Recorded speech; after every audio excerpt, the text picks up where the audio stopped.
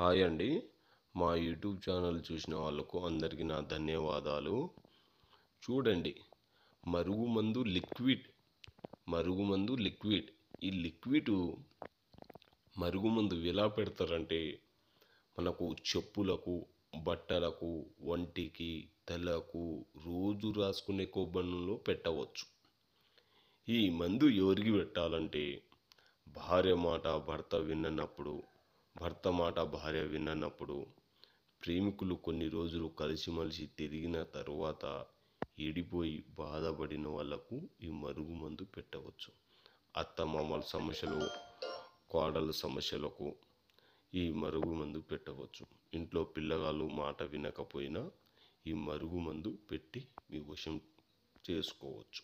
ఎలాంటి side effect లేకుండా ఈ మరుగుమందు ఇయ్యడం అనేది జరుగుతుంది. కావలసిన వాళ్ళు ఈ నెంబర్ని కాల్ చేయండి.